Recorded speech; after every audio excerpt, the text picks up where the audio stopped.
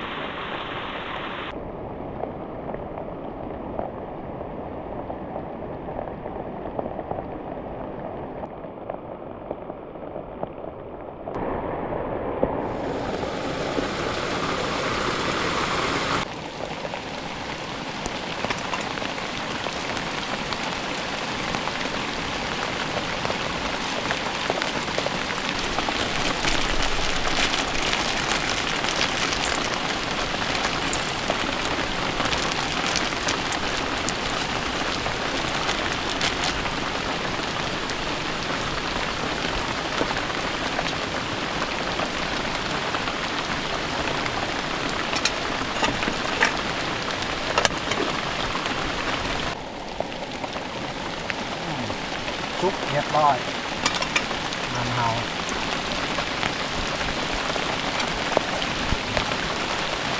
มีข้าวแห้ง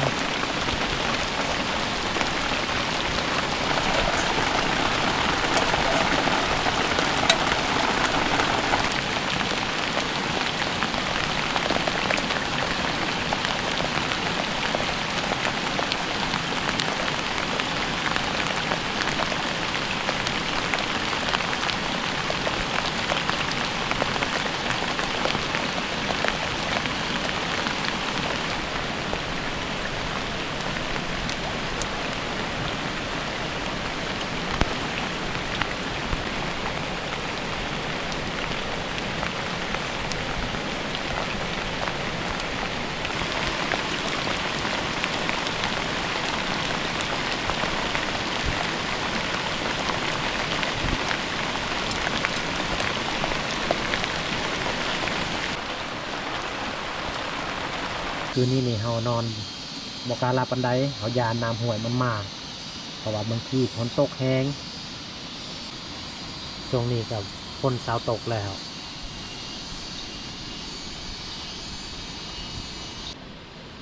ถ้าสิมืดเฮาจะไปไผสำหรับคืนนี้ก็บ่มีหยังพ่อแม่เอ้ยนอนเบิ่งบรรยากาศในกลางน้ำถ้าพ่อแม่เบิ่งหรือว่าชมบรรยากาศอยู่กลางน้ำหรือว่ามันสิม่วนซำใดหรือว่าสิเอาชีวิตรอดในคืนนี้ก็มีแต่พี่น้องติดตามเบิ่งนำกันเพราะว่าช่วงนี้ก็ฝนเช้าตกแล้วน้ำก็ลงแล้วหน่อยนึงลงประมาณ2เซนลงหรือว่ากำลังขึ้นก็บ่ฮู้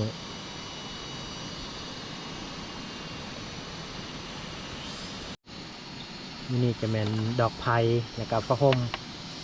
เปียกบ่จักฟ้าห่ม ตกน้ำก็เบิด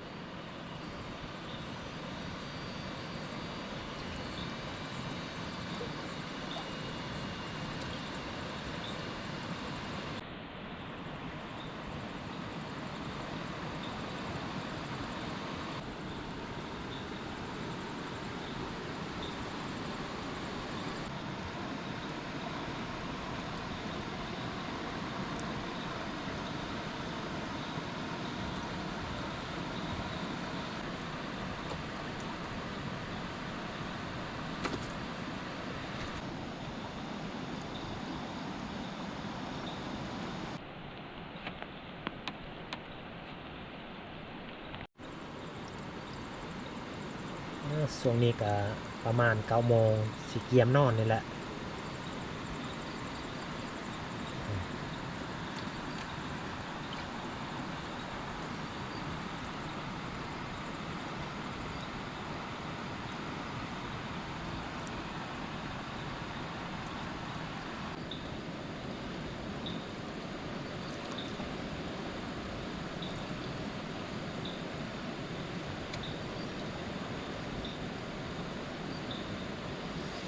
โอ้ย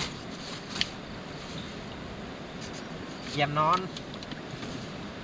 บ่สนิทปานใดยันน้ำมา